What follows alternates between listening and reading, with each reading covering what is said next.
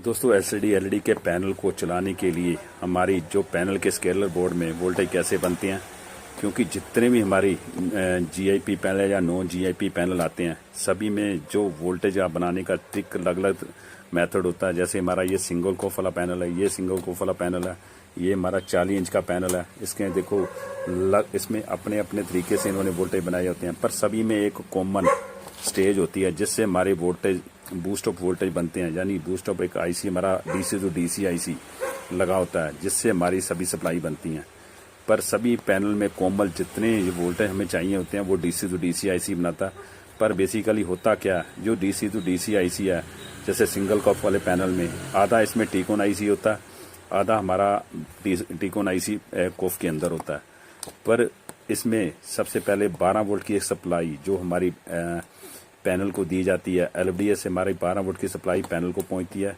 यही 12 वोल्ट की सप्लाई हमारी डीसी टू डीसी आईसी पे पहुंचती है जिससे हमारी एक 3.3 वोल्ट की सप्लाई बनती है। यही 3.3 वोल्ट की सप्लाई हमारी कोफ को भी जाती है, हमारी ईप्रोम आईसी को भी जाती है। यानी जितने हमारे स्केलर बोर्ड के अंदर आईसी लगे होंगे, जैसे हमारा 40 इंच का है तो इसमें अलग अलग देखो गामा आईसी है, मान लो टीकोन आईसी है, हमारा ईप्रोम है, तो 3.3 वोल्ट की सप्लाई इस वजह से बनाई होती है।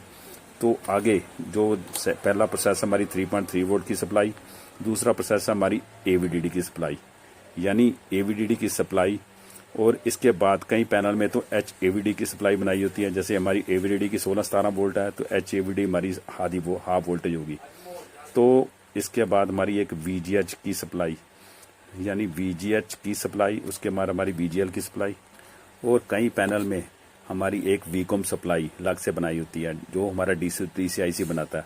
यानी अलग अलग कंपनियां अलग अलग तरीके से सप्लाई बनाती हैं, पर सभी एलसीडी एलईडी के पैनल के वोल्टेज का सीक्वेंस आपने समझना हो।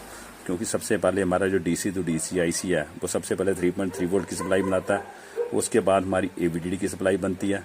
एवीडी सप्लाई के बनने के बाद हमारी एक एच एवीडी की सप्लाई बनती है। एच एवीडी की सप्लाई के बाद हमारी वीजीएच की सप्लाई और एक वीजीएल की सप्लाई और एक हमारी वीकॉम की सप्लाई। अलग अलग पैनल में अलग अलग तरीके से सप्लाई बनाई होती है।